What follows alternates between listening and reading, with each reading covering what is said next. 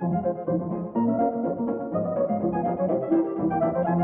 listening to the Chartographers.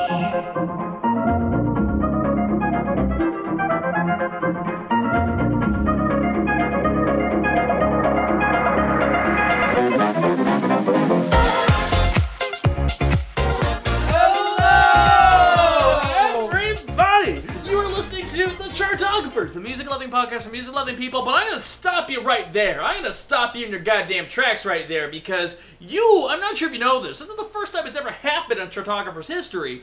This is part 2. What? Part 2? What do you mean? I don't know what that voice is. We just had so much to say about the queen of pop herself, Madonna. Now, guys, here's the other thing about this. This is part 2 episode. If for some reason, okay, so they only covered some of the albums in part 1 or haven't even got to the happy hour minisode yet, what the fuck's going on? Listen, guys, you have to listen to part 1. You literally have to, because we only rank 4 albums, and I'm not going to tell you what they are, but we only rank 4 albums. We have 9 but we left. talked about over half. Oh my god, the debate we had, it's like peas in a pod. It's like Godfather Part 1 and Part 2. It's like Home Alone 1 and Home Alone 2. It's like, Battlefield Earth and Geely. They just go together. So, guys, that's why we're entering our debate. In case you don't know, the cast of characters, I'm Evan Sawdy, of course. They might know me as an editor of Pod Matters. Probably know me as the host of this podcast. I can't do it without this guy over here, Taran O'Reilly, the co-creator of this motherfucking podcast right here. Yo, yiggity, yo. Oh my god. And then over here, we have a very dear friend, the magician himself. I'm going to keep calling him that. Chicago actor, wonderful person, Jerico Bleu. He is here in studio. Welcome. He is dropping so much knowledge on it. Madlage. It's like Mad Libs, but with Madonna. I think there's a crane. Blank loves my pussy best. You could fit any producer that she's doing it. Tito loves my pussy best. All right, so guys, Orbit loves my pussy. he actually does though. So guys, we are down here. I won't tell you what we rate the other albums at. I'm just gonna tell you that we are down to 1983's self-titled album. We're down to Like a Virgin, Like a Prayer, Bedtime Stories, Ray of Light, Music, American Life, To Confessions on a Dance Floor, and Remember Hot. Okay, I think... Yes. At this point, I think it's between either Madonna, or I can part with American Life at this point. Yeah, I think we should part with American Life. That's definitely where I'm leading. I mean, we talked about it for number 12, so... Yeah. It's gotten high enough up there. And I think I would definitely, as much as we talked about Madonna self-titled, it could go at 8 after that. I'm actually... I'd be totally fine with that. Okay, so listen, part 2 is going to be 12 seconds long. We haven't even Listen, all right, listen, guys, because all I can say, we could do this podcast in 4 minutes, because I don't know if you know this, we only got 4 minutes to save the world. So, guys, let's go ahead and put it here at number 9. Now, if you're wondering why, if you're listening to part 2 for the first time, you're like, well, you haven't really talked about it. Why are you putting American Life We talked about it. at number 9? And why are you putting the self-titled? Guys, we fucking talked about the fucking albums, okay? So just deal with it. Yeah. And also listen to it, because it's such a great... it was such a substantive discussion, and that discussion led us to where we are right now, which is discussing number... Bedtime Stories. 7. Bedtime Stories? I'm actually... Here's my last thing about Bedtime Stories. Okay. And I didn't think of this until my boyfriend brought it up. Okay. What do we think about, Bedtime Stories being, pre-Spice Girls? Define. What the fuck does that mean? What if... listen to those songs, but think of it as Spice Girls songs. Don't some of them sound like they could easily have been on the self-titled Spice Girls album or Spice World? Don't Stop could have easily been a Spice Girls song. I'm sorry, are you trying to make the case that that's a good thing? I'm just saying that even though it's not maybe one of Madonna's best, I still think she's in this realm of where she's defining the sound. And because if you think about it, because for the longest time I was like, I think I would enjoy these songs more if someone black was singing them. I was like, if this was a Mary J. Blige album, I just think the songs would make more sense. Like the I'd Rather Be Your Lover song. Like if Mary J. Blige was singing that, I just feel like that would have just been a really good song. But they're not. But they've got all of these like 90s kind of harmonies and everything with them, which kind of sound kind of very Spice Girls-y. So, I don't know. I'm just wondering, like, do we think that it affected how, like, the Spice Girls sound? Because the Forbidden Love song kind of reminds me of, like, the Spice Girls song Denying that's on Spice World. I think... Am I getting in a weird matrix right here? No. I'm not saying that the sound isn't there.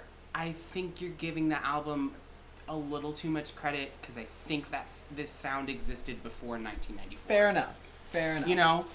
Like, Madonna definitely, like, she was like, okay, this is what pop music sounds like right now.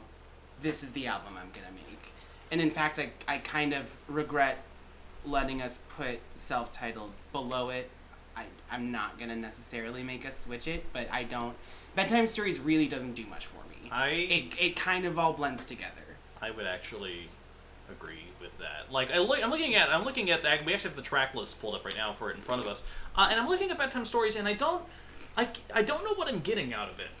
Like, I can, because here's the thing, at least when I'm listening to erotica, I know specifically what I'm getting. When I listen to music, I know what I'm getting. And even if I'm listening to American Life, A, I'm probably in Jericho's car, and B, I'm, in all likelihood, at least I know what she's going for. And again, I could even say about MDNA, it's a terrible album, but I at least can see the intent. Right. I can you see still the know intent. What you're getting. Yeah. Bedtime Stories is an amalgam of mishmash, a pile of songs thrown together. And no, actually, I revised my earlier statement. I want to put it below self-titled, if you guys will let me do that.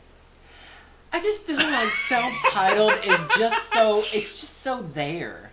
Like, I could easily never listen to that album again and be fine. And that's how I feel about Bedtime Stories. In I don't fact, know. I'm going to tell you right now with full confidence, I'm never going to listen to any of the songs on Bedtime Stories again. I just really love Bedtime Stories. Uh-huh. I think the video is something that only she could have pulled off. The Mark Romanek directed weirdo fucking and wasn't it for the longest time like the most expensive video? Mark Romanek does that a lot. He also did Scream by Michael and Janet Jackson, too. Which I could totally see. He also did Rain by Madonna too, which is also Rain! Loves.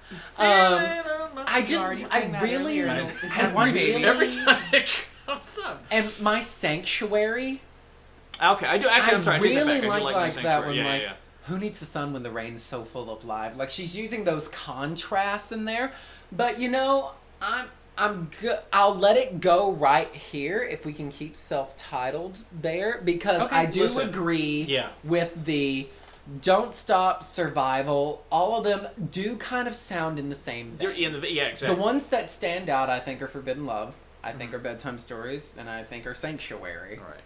But we're not single. And I'm going to throw in a controversial and amazing idea out there. Guys, we just locked in Bedtime Stories at number 7. Are we then, because if you listen to part 1, you know where it's going. Guys, are we okay with putting Rebel Heart at number 6? For me, that feels about right for Rebel Heart. Yes. Because you think about it, it's her most recent album. It's way better than it had any right to be, especially with the albums that preceded it. But it's like a song. I mean, like it's not perfect. There's a song called Illuminati on there that you don't need to hear again. It's not Jay-Z or Beyonce.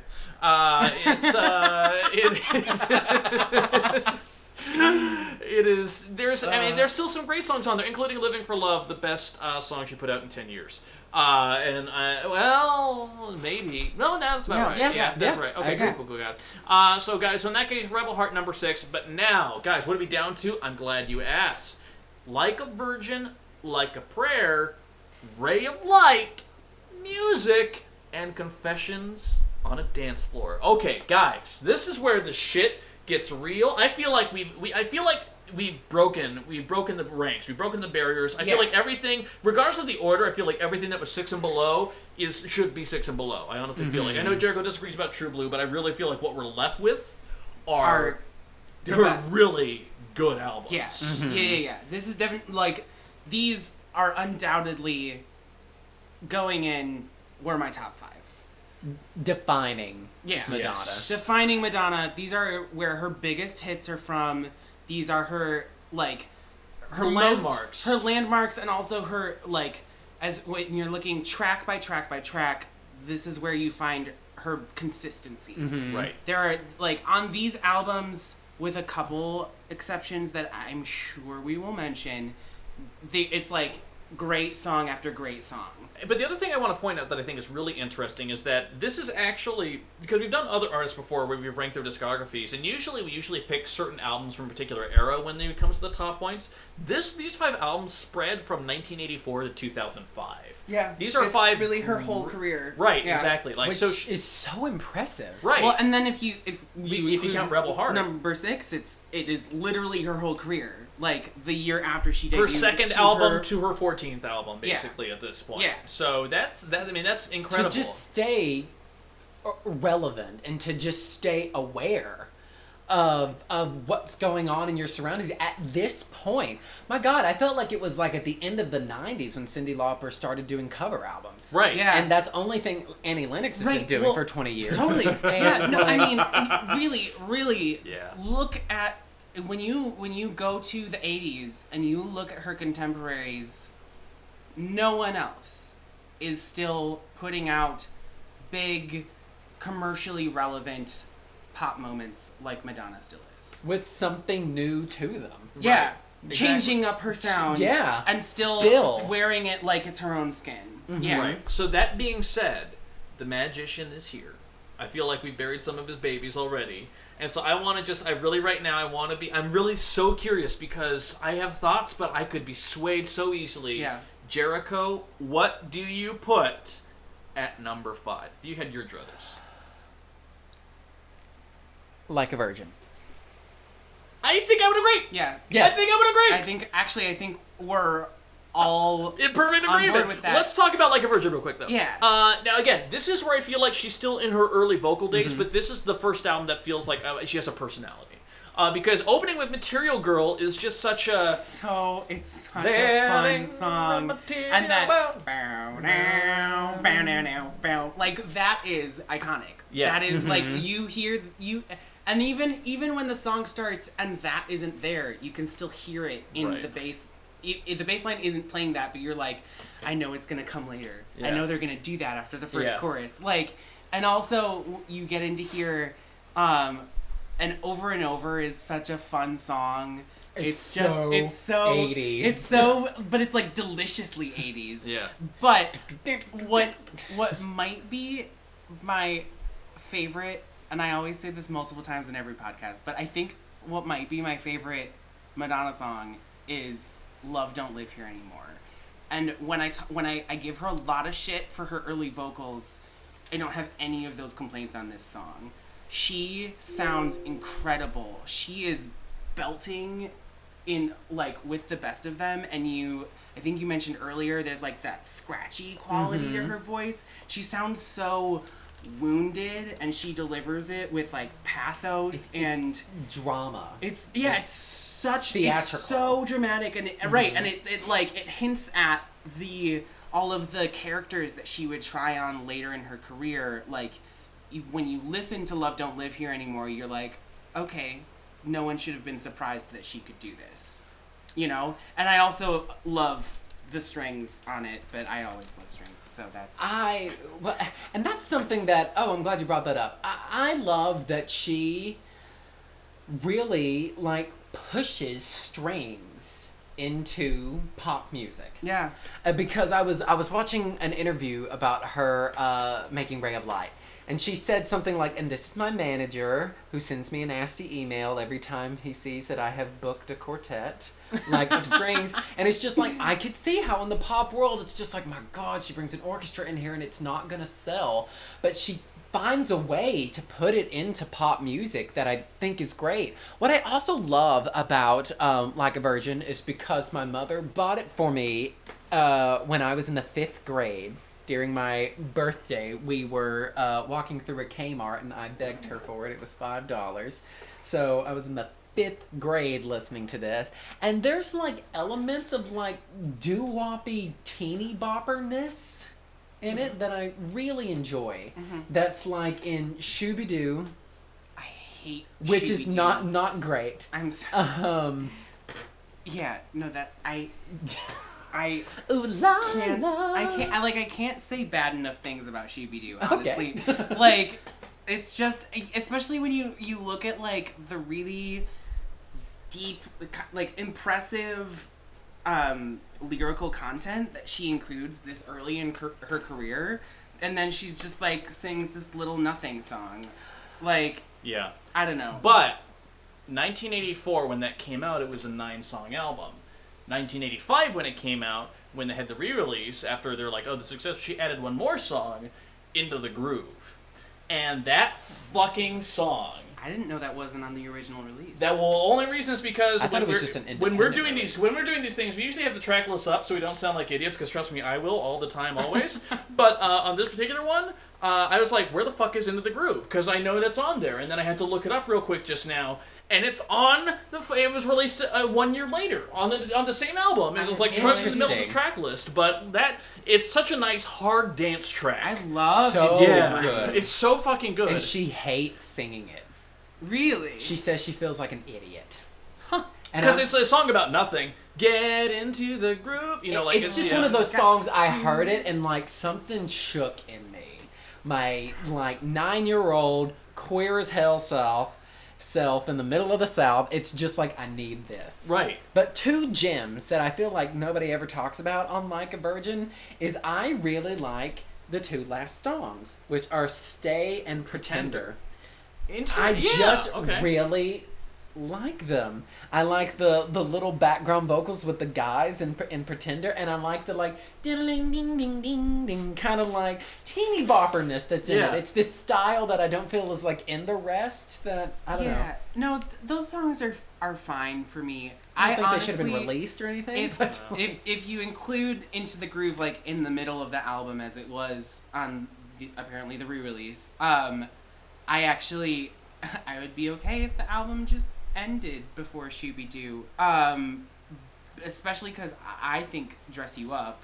Oh yeah! Oh my So it's such a fun song. And why wasn't it bigger? Right, like Right. why Like- wasn't that a smash single? Well, also because, let's be honest here, she was still the hard dance girl from 1983. She was maybe a little bit more generic with songs like Borderline and Holiday, but really Like a Virgin. You think about it, when you hear Like a Virgin and then you listen to the self-titled album, that doesn't sound like the same artist necessarily. And it's not it's because the music, you could maybe buy that instrumental track would have been on self-titled, but that persona and that fucking attitude, that was not. Yeah. That is something that bought there. So as such, I'm not horribly surprised between that and Material Girl, 2 very girly but strong but pointed songs that the other Material songs Girl and Into the Groove and other things like that didn't do as well. They pleased the hardcore dance fans that she grew up with in the New York dance scene, but it just wasn't the same. It wasn't the new persona that she was Right. putting out. Yeah, and it wasn't the girly pop that had become Just the thing. dress you up. Like, if I'm gonna pull out Like a Virgin, I never listened to Material Girl, and I never listened to Like a Virgin because they've just been so Overplayed They're so and so iconicized saturated. that I Yeah, just yeah, I yeah. can't anymore. I just dress you up is just so And why don't people bring this song up more? Yeah. Like, Right, well, that's why I listen to the Chartographers, so that people will. But hey, I don't want to get too far off course because I don't want to have a part 3 of this podcast because Oh, we've we been won't. divvying Fair into enough, it. fair enough, fair Right, enough. but guys, listen, we have Like a Virgin at number 5. That leaves us with I can't do this. Like a Prayer, Ray of Light, Music, and Confessions on the Dance Floor. Guys, this is where blood, sweat, and glitter comes out, okay? And right Oh, I now, Taran, I know it's your baby, but I have to go with music. music. Yeah. Yeah. I have to. I'm sorry. I know it's your favorite, but it Because just at it this just point in doesn't the stack game- up against those. Sadly, this point in the game, we have to talk about like one sound, of course, persona, and just career defining and moments. And I feel like out of all of these albums, music. well, Right. Like a I Prayer, feel Ray of like- Light, and Confessions on the Dance Floor reinventions. Music is a continuation. Right, and I feel like those other 3 albums also totally transcend their era. They're just Madonna, and they are they're like I mean They're different signposts like along the way. Like a that are Prayer is indicative. still pretty 80s, but it breaks out of that mold in so many different ways. And music for me sounds exactly like the year 2000. Okay, and here's the thing. Here's the thing about this, though. I'm not gonna fight too hard on this. This is my baby. I'm okay with going at number 4, but guys, this has some of her. This is, I would argue, I put this album on the most out of ones she done it's a good because one. it is the most satisfying. And I know it's not perfect because otherwise I would have been like, Paradise, not for me. Yeah, and like, and I could hear the argument for Confessions on a Dance Floor here, and I think we should get there before we lock it in. Especially because What It Feels Like for a Girl is just like such a brilliant song. I love the sample at the beginning, and I love that, I mean, that bass line. And that Guy Sigsworth production, and just all, it's so, well, here's it's the so thing. dreamy, and so just like, and I feel like, specifically What It Feels Like for a Girl, then created, maybe not a sound that was pop, like pop didn't go there, but indie music totally latched onto 1000%. What It Feels Like for a Girl, and there's a whole subgenre of music that sounds just like that. And here's the other thing. I am aware I'm going to get flack for this, and I don't give a shit. I would argue that What It Feels Like for a Girl is, regardless of the legacy that any of the others leave, I would argue on a purely fundamental production songwriting level, What It Feels Like for a Girl is the greatest song Madonna ever made. That is my argument. Like, in terms of pathos and sort of enjoyability and, like, all these other things. I know Jericho will. I'm not going to play it at a funeral at a boombox. Exactly. No, I'm not expecting you to. I just feel like that's... And here, the weird thing is that I feel like music is such a gimme, like, just so satisfying. Like, music is goofy and terrible and wonderful all at the same time. It's just an unexpected and that music video, anthem. Right? Yeah. Yeah. That fucking music video. The cowboy thing just worked for her. I'm sorry. Don't tell me. Yes.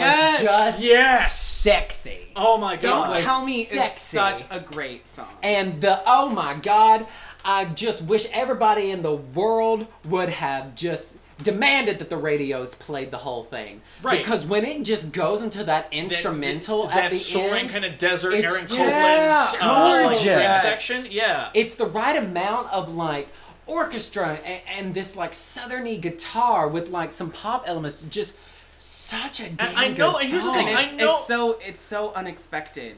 You like forget when it it's goes her. there. And I know that Yeah, music, you forget her. I 'cause forget it this doesn't album matter. because it's just so its own world. Yeah. Right, and that's the thing, like, I know it's not her greatest album, and I know Impressive Instant and Runaway Lover, they're goofy, they're fun, they're a little bit passable. Right. But at the same time, when you have music and Don't Tell Me and What It Feels Like for a Girl, and even Gone on the same album, Gone. like, that's just like, she hasn't really pared down Actually- her... Go ahead. Sorry, I would include Amazing in that list. Yeah. Call me crazy. I really like Nobody's Perfect. Yeah! I feel like it's the right amount of like voice modulations because the way I was introduced to it, because anytime I heard the album, this album took age for me. It had elements to it that like as a young kid, it wasn't into the groove. It wasn't like Material Girl. Yeah. Like it took getting my heart broken in it. It took like, hitting puberty to get some of this album, and my mother bought me the Drown World tour where she was doing this whole geisha, I'm doing this honor kind of thing, Kabbalah Kabbalah Monster, and I think back on that when I hear the song, and it just makes more sense for me. Like I'm in this relationship, I'm trying to honor you, and you're crushing me. Right. And I've made mistakes, but still let me get off of my knees and look into your eyes. Bitch, get off your and bull. Yeah. Jesus loves my pussy best.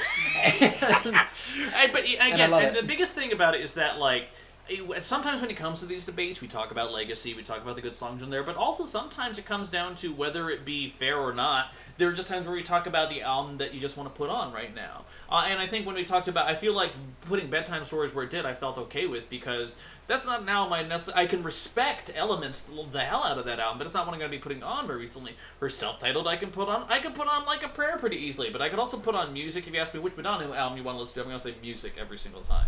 Like, that's just the one that I just go to. So then my qualifier, and again, if it's a number 4, it's fine. But my qualifier is, not that it's hard, but why are the other albums better? And I think that Journey begins with Confessions on the Dance Floor. Yeah, and Confessions on a Dance Floor, like I said, Confessions on a Dance Floor and Music, I think, are kind of tied for me. Because I'll go with that. Because Music, totally its own little world. Confessions on a Dance Floor, I love that she did the continuous mix. Yes. I Yes. think, and because it really, when we're talking about quality of albums, it does so much for just, even if the songs in there are, it kind of makes them meld together a little bit more than Music does. It's just, when that album is on, like, if you ask me what album I want to put on right now, it's Confessions on a Dance Floor. That's fair. Because I usually feel like dancing, and you can't sit and dance to an entire Madonna album unless it's Confessions on a Dance Floor or like self-titled. But like I don't know. I just like Hung Up. Obviously, I don't even think we really need to talk about it. If you haven't heard Hung Up, please pause this podcast. Buy a pink leotard and get it together. Well, here's my argument. Here's my argument. You can talk about how high are the stakes. You can talk about that. You can talk about Jump. Forbidden Love. You can talk about Oh my God, Jump. You can talk about all these things, and my only real criticisms with Confessions on a Dance Floor, aside from I Love New York, is the fact that as a continuous mix, it does blur together a bit. It does get a little kind of monochromatic in terms of texture. Like songs like Isaac break it up a little bit there. But also you run into that really hard argument, and it's not that much of an argument, but when you have an opening track that is Hung Up, one of the greatest pop singles she has ever released, how do you have an album where every song has to compare up to that after?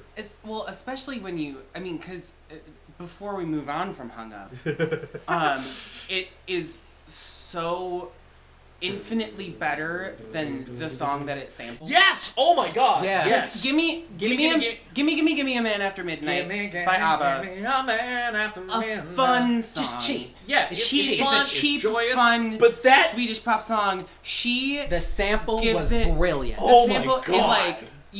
And who would think of that? Because who thinks of taking ABBA and being like, let's make this fucking dark. Like, and that's exactly what Hung Up is. And the video was perfect. The video is perfect, and I love the clock samples in it, and like it's so this also feels like unexpected. old aging. This is like Madonna, and I hate to say this. I don't want to sound ageist here, but I really feel like this is Madonna acting her age. Like, this is one of the things where, like, she's dancing and she's making a dance album, but it's not like Hard Candy where it's like, I'm still a provocatrice. Well, and like, people gave her a lot of shit about her age and being in a pink leotard too, but my thing worked, is though. like, yeah, there's age, but if you got the body, Exactly. why the fuck can't you show it? And she still has the body. Yeah. Like, Hashtag I'm doing sprints right now to get a better body, and when I get it, I'm gonna show it. Yeah. You know, like if she's got it and does, if anybody knows anything about Madonna, is that you have to work for her. You have to be physically fit and put nothing but good things in your body. Like health is important to this woman. She does yoga. She does Pilates. Guys, when the room in the is Happy full Hour of mini-sode, hotties. we're going to talk about all the things she said during the Truth or Dare tour, because there's a lot to get through on that. oh my God. But also, I love Isaac. I just also want to put that out. Yeah. Great Isaac's song. really and fun. I love that there was a controversy over it before the song was released. Oh, yeah. And yeah. sorry, talk about it. Yeah, tell us. Yeah. Wasn't like the Pope or some like Because there's a lot of elected religious official was iconography. just like, Yeah. oh, you're saying something It's about like this guy. sacrilegious. It's like, no. Yeah. I also love, and I mean, she has done it since Ray of Light, but it especially works well on Isaac too. The Indian influence. Yes. And especially that's in this a context. great way Yeah. of breaking up that album is because it's four to the floor, dance beats, continuous mix, and then Isaac just throws that at you, and it's not anywhere else on the album. And it's just, it works so well, and you're just like, you go, ooh, and the best part about it too is simply just like her humming, like Yeah. it just makes like your skin jump. Right. It's just really good crafted music. But the only thing I will say though, "Let It Will Be" was a pretty unremarkable part of that song. That's where the blur comes in I like that song. I like Let It Will Be. Okay, fine. I didn't like Push Me or whatever. Push, just Yeah. push Yeah. near the end. But then we do run, and here's the thing: there's Also, not. Future Lovers is like... Yeah, It's like it's just- fun, but it's fine. And here's I the thing: forget like about it. music has some weaker songs, but Confessions on the Dance Floor has "I Love New York." Then here's the thing: the groove, and this is one of those times where Madonna has a great groove, Well, and I Evan, love the groove. I love the rock guitars. If you don't like my attitude, then you can F off, all But- right? And also But F they- off. But Evan, other cities make her feel like a dork. Oh, I didn't realize that. And she had Go to out let to us know. Texas. Isn't Isn't that where they golf? Yeah. Oh my God. Nobody's denying that it's a shitty song, but let me give you an image. I was going to a trip to Wisconsin once in a van with a bunch of bears. Uh huh. I love this Gay story. bears, everyone. Not actual wild Not just a bears. bunch of stuffed teddy bears. And we were all shaking to it, and in that moment I had never felt more closer to people making fun of this damn song. Okay. You Yeah. know? I mean, Alright. you were still making fun Okay, of it, well- though. well, Also, have we mentioned Sorry? Because I think that Sorry, for me... Oh at yeah, least, no, I'm sorry. Yeah, absolutely. I'm sorry.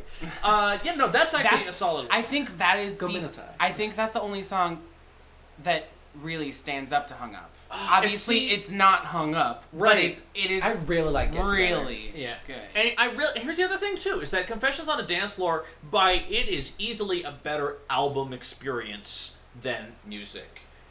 But music's the key tracks on music, the highs they reach. Like Hung Up is on that level, but like there's so many more highs. Yeah. So here's the tough thing I would say: if you're on Confessions, No, I actually, I'm not. I think Confessions can go it.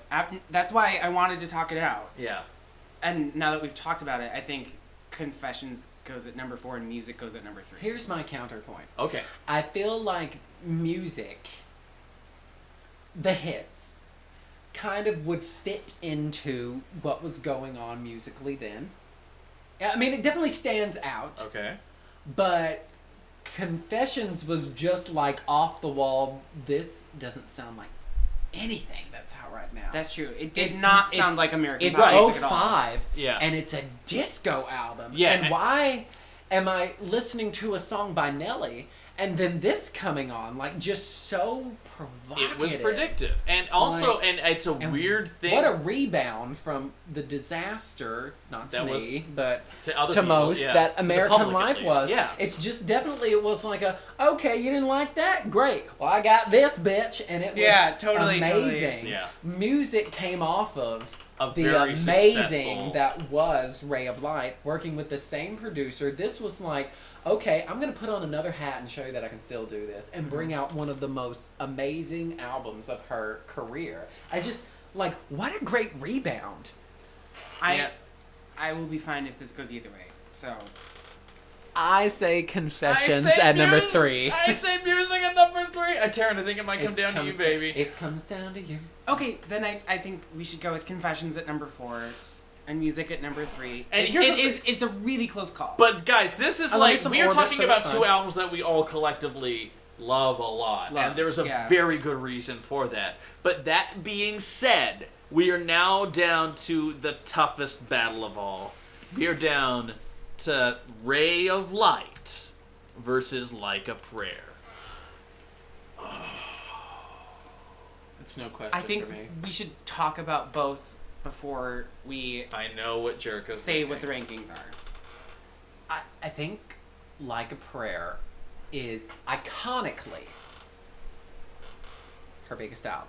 Iconically. Yes, I It would has the Coke scandal. It has her going back to her roots with like Catholicism. It has that amazing video introducing like gospel choirs into pop music. Express Yourself, the whole feminist movement and everything. And really openly talking about her failed marriage. Her failed Yeah. marriage. I love Dear Jesse too, just on the side. Other than those there. tracks, I do like Keep It Together and talking about her family and how she kind of like had to get out and make her own person, whatever. And Oh Father, kind of fun. It's like, okay, we're gonna talk about child abuse. Let's talk about it. Other than that, I know the album is iconic, and I love the upbeat of Cherished, but I just Ray of Light is just clearly a number one for me. No. So for me, I really can't decide because for me, like Ray of Light is amazing. Amazing. It is amazing, and I know that Evan disagrees with me, but I actually think that the opener is really fun. The Drowned World portion is like, it's very dreamy, and it's like, here's an introduction to what is going to be kind of a sort of a trip-hoppy, odd album, very odd album for the time, and it's going to have a lot of like, this is where for the first time she introduces her Indian elements, and just it's so unlike anything that was out at the time, and then it swells into like basically what the rest of the album is going to be by the end of that track, and I think that's really fun. And it keeps going. Swim is a really great song, and obviously Ray of Light is an incredible pop moment. No. And I still don't think there's been, even since, there wasn't another pop song that sounded like that. Oh, like, no. it And the was thing is that completely unique unto itself. when I was a young lad and watching the Box TV, the UHF Pay What You Will music video channel that existed for people who didn't have cable and only had UHF, people who know what I'm talking about know what I'm talking about. That was one of my first introductions to Madonna, was actually the Ray of Light video, because that came out around that exact time. And I'm just like, I didn't know what it was, and I really liked it. But when I was doing research for this, you know, here's the thing. If you drop that beat on me right now, I'd be like, pretty good. That guitar intro to that motherfucking song is so good. So and good. raises your spirit so much Yeah. that when that beat drops, you're just in that moment. Yeah. And the thing is that sound... Oh, go ahead. And that's one of her best vocal deliveries in her whole career. And I feel... Oh, and so the controversy that I think it is... Would you say that when she's doing the "Can I feel," when she starts doing that, I think she's doing that with her own voice. I don't think that's an effect. I think she's just like kind of. You're right. I don't Right. think it's not because it's too clean for it to be sampled. Right. I think she's because then she undulating has her that vocals long on note that. at the end of it Yeah. too. And for me, I'm just imagining her in the studio just going "Iya, iya, iya, iya, iya," and it's just like that's Yeah. like amazing. Like when has she ever done anything like that? Right. Like, Well, and even just the opening, like the first time her vocals come in, she's like, "Zephyr in the sky at night." Right, and that's just like, who opens a pop song with the word Zephyr? Like Madonna does, and so. Sorry, go. Jericho has a lot to say. Just here's why it's amazing. This was a risk. This was a Huge risk. ass risk. Especially right after she just course corrected her career with Bedtime Stories. In 1994, it took Took some this time huge off. break. Yeah. And But did a Vita. here's the end result of what it is. It's even an album that still I don't think people make. It's an album about reflection. It's an album about peace. It's an album about owning up to, it's just like, I was wild. I have a child and I've changed my mind. It's so calming.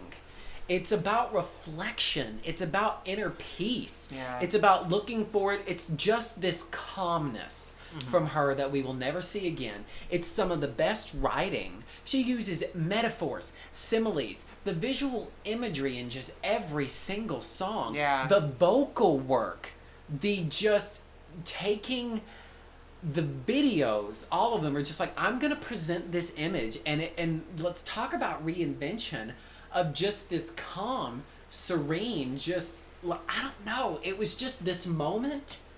We had this album, I feel like it struck gold, and then we never saw that part of her again. Yeah. But Like, it ain't perfect. it ain't perfect. I feel vocally it's better than Like a Prayer. Okay. I feel, here's pop. Here's conventional pop. Uh-huh. Like a Prayer. Here's a risk as an artist, Ray of Light. Without Like a Prayer, could Ray of Light have happened? Probably not. No. I don't think if Like a Prayer never happened and it was just True Blue that this would have ever fruitioned I would agree. out of her. But if we're talking about somebody being an artist, taking a risk, changing music, introducing influences. This album just, I feel, just stands alone and just did things that just surprised the hell out of me even to this day. Also, the best non-single song is Candy Perfume Girl. Candy I'm telling you Perfume Oh, Girl. Those what? rock What? elements. What? That's the worst song on this album. No. Sorry. No. I totally No. disagree, And and I was I waiting to get there. Love the Shanti. Oh, yeah, the Shanti Ashtangi. Come I on. still have no Yeah. clue what the fuck language that's in. Right. It's in Hindi. Oh, is it? Okay. Yeah, no, she spent 2 years learning yoga, and then she this is like a very I don't think it's I've read what it means in English. I don't but think it's a traditional text per se. I think it's more modern than that, but it's very much like a very famous yogi wrote this. It's like it's from a book of poems to like center But yourself. who's gonna do that on a pop album Yeah. and make it something that my mother would play over and over again? And just like But- no one could do that. But You're never then, gonna get nothing. here's the only thing. Here's the only thing about Ray of Light is, I mean, in comparing it with Like a Prayer, what Like a Prayer has something that none of her albums have, and that is tension.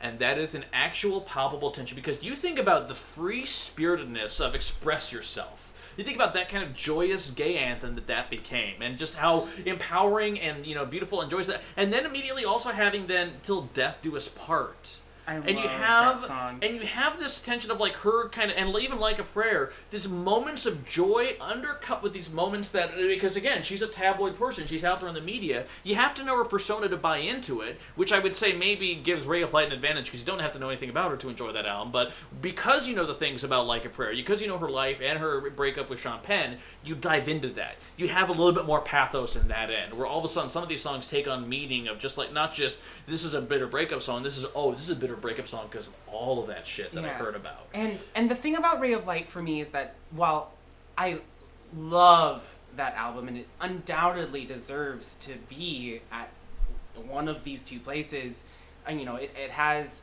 I think Little Star is a really it's so Yeah. so Yeah. underrated because it's I it's actually so love that. it's It's such so a good song. understated. Can we talk about and Skin? and Skin. Yes. And yet those that songs, build. and then she put out The Power of Goodbye and Frozen as singles. As singles. Those And those don't strike in the same way. The Power of Goodbye doesn't do it for or me. Nothing for Really sure. Matters, which has the music Um, video where you're lost to the Benihana.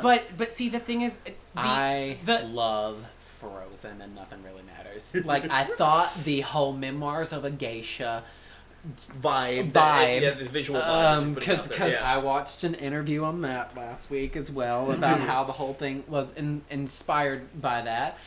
Just such a good song. Maybe not the greatest single, but I just think Frozen, it's like, again, we're going to put pop music into this dramatic orchestra, unconventional way, and the song got to like, what, 9? See, the Like- thing about Frozen, though, is that it feels like the most conventional thing on the album for me.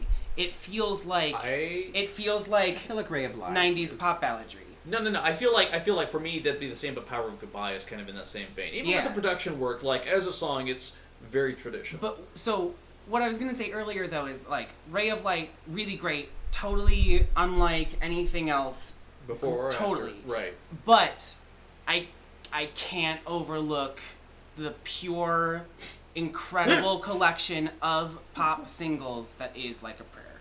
Like Except even for Love even the Song. songs that weren't hits, like really just click and even like the ballads where, again, I'm gonna complain about her vocal takes. Oh Father has like some of the worst vocals of her career, but even with that, I still enjoy the song.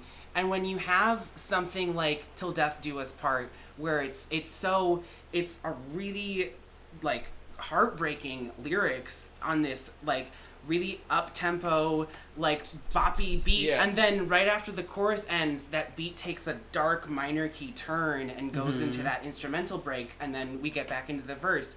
Like it's that should have been a pop single or should have been a hit for me, but then you have Like a Prayer, Express Yourself, and Cherish on there, which are just like, those are all on par with the song Ray of Light for me, whereas like I don't think that Ray of Light has other A counterpart. counterparts on there. Again, it's really great, it's really solid, but it doesn't have other songs that like really just fucking hit that pop nail on the head. Whereas like a Prayer has 4 of them in the first half. Yeah, Jericho, walk us through your Like a Prayer take. Like a Prayer has... You don't deny it should be in the top 2. Oh, agreed, yes. Right, okay. The hard thing about Like a Prayer is that because it's coming, and when it's put up against Ray of Light, we're definitely coming back to, at the end of the day, this is pop music. Yeah. And definitely, Like a Prayer is pop music at its finest. But for me, Like a Prayer has songs I want to skip. Like, I don't like the song she does with Prince. Yeah. Like, Yeah. it's just And I kind of love whatever. Prince. I love me some Prince. And that And I song love Prince. is hot It's a dog bad shit. song. I'm sorry, It's a really when bad pop song. royalty Is together gets in the together same like room. that, it should have been something better Well, than that. but especially because when you hear her talk about that session, like she just sent a message to Prince and was like, "Let's do something together." He was like, "Great, let's do it," but you have to come to Minnesota in January, so they were recording together and writing songs in Minnesota in January, which for Freezing. those of you who don't know, the Twin Cities For our are international the listeners. coldest city in the U.S. Minnesota is the coldest state in the U.S., and they were there in the dead of winter, and they wrote 5 songs that all could have been included on the album. Right. And this is the one she included, which makes me think that none of it was good. Maybe their I mean- songwriting styles just don't mesh, which honestly, when you listen to their discographies, kind of makes sense. Right, I mean, they it- don't really fit together. Right, and then, and later on, I mean, they were still buddies. Prince actually offered her the lead role in his 1995 film Graffiti Bridge, the proposed quote-unquote sequel to Purple Rain, and Madonna read the script and said, quote, "This is shit," and refused to be in part of it. Because if there's anything you And know it about was. Madonna, she tells it like it is. Well, and like, it's just so conflicting. Because you have that song, you have Dear Jessie, which is kind of just like whatever. love I do too! No, sorry. Yeah, like- yeah. We have to talk about I that. promise to try, if we want to talk about bad vocals, what was a pitch she found in the song? Like, if we want to talk about bad I vocals, should have done a yeah. vocal warm up before coming into this thing. Yeah. In Jesus, contrast that's with that, how just vocally the best she's ever been in Ray of Light. I don't feel Ray of Light, for me, maybe has 2 songs I would skip. There's a good handful, I feel like, in Like a Prayer that I would skip, because I'm sorry, Act of Contrition isn't a song. It's an interlude. I kind of- But she didn't Yeah. want to pull a 1989 Janet Jackson. Because that's when that thing was going on. Or maybe this happened before. Yeah, I kind of just pretend that's not there. And like, although this I album love is it. 10 songs. I love it. What do you mean I'm not in the computer? It's hilarious. Not a song. So again, it's actually Ray of like Light, kind of hard to listen to. again, Yeah. Ray of Light, we have way more songs, vocally better, and less things that we want to skip. So I feel like we're getting more. What the conflicting thing is that you are getting Like a Prayer and Express Yourselves, which hands down defined an era. Yeah. The videos, they defined a woman. They defined a generation. They're such an iconic moment. For those who Yeah. don't know the Like a Prayer video, here she is singing with a gospel choir in front of burning crosses. Well, she had like a $3 deliberately- million Pepsi deal. Yeah. And that aired once. Yeah. I think the commercial aired once, and they pulled her from it. And I think made her give back the $3 million? Or something like that. some bullshit. It was just such a thing, but it was marketing geniusness. Yeah, because trust me, again, as she learned here, she learned with Like a Virgin and learned for the rest of her career, controversy sells. Yeah. Even when it's your lowest selling album in the form of American Life, it's still, not a lot could have saved that album, but that one, the controversy did help at least make people aware of it to that Yeah. end. Same as when she was doing Rebel Heart and was putting Instagram photos of people like Martin Luther King and other people with that would cover art wire around their face, she's talking about other rebel hearts that existed in Oh, history. yeah, no, that But was she also rough. did It that was with just like, Marilyn Monroe and stuff as well. I feel like people were looking for something to bitch about. But she also gave like- it to him. Sorry. I mean, she No, knows no. what she's doing. Yeah. I but can't just let you shit on Dear Jessie though, because while It okay, had cartoons in See, the video. so what? Right. So did music. Yeah. That's fair. The other It's thing not about, top two. is The it? other thing about Dear Jessie is like the lyrics are ridiculous. Yes, they're very like saccharine, but if we're discounting every song with bad lyrics while we're talking about Madonna, we're not gonna have a lot left. So, Kind of like 5 but like, songs. but the instrumentation on it is so fucked up, unlike anything else in her whole discography, and I love that it's very steady, and it's like it's a fairy tale, and then for the bridge she just completely shifts tempo and like I think even time signature, like it goes into 3/4 whereas the rest of the songs in 4/4, and then the outro has all these like strings, these gorgeous strings that then like she samples and fades for the end, and I don't know, I think it's a really fun song, and especially like closing off that run of Like a Prayer, Express Yourself, Till Death Do Us Part, Promise to Try, Cherish, Dear Jessie. I just like I That can't run, that run. run Save love like song. Ray of Light is an amazing album, but it doesn't have a run like that. It just doesn't have that like full concise like this is incredible. I would just respectfully disagree. I feel like all But- the points that Did you say made. I would this respectfully or disrespectfully? I respect your opinion, but I disagree. But- I feel like all the elements that you're praising in the songs are pushed even further and were breakthroughs for the sound of the entire album. So now that I've said that though, I do totally hear your point This is why there's a part 2. on Ray of Light, where it's clearly the best vocals of her career. So I don't know. I felt very strongly going into this podcast that Like a Prayer was my number 1. I think, Evan, you have to call it. And here's the thing, I was so ready to be like a prayer easy, but until I started hearing Jericho's arguments, and He made a very convincing no, I am argument, fully for no. sure. I heard just it changed exactly. me. It's just like because you'll notice in podcasts like until you have to defend it in front of people that are like listening to it, then all of a sudden you're saying things you're like, oh my god, I never thought about it as I'm saying it kind of Yeah, moments where you yeah. like have all these things, and I agree, and it's just like and I can't overlook that on Ray of Light there's no garbage. there's no facts. There's no garbage. There's no garbage, and there's garbage And like, on Like a but Prayer. and here's the thing, like, there's no garbage, but the songs on Like a Prayer just, with certain exceptions, reach They're on the next level. a different level. Yeah. But then it's brought down by Love Song, and it's just this back and and forth. her and again,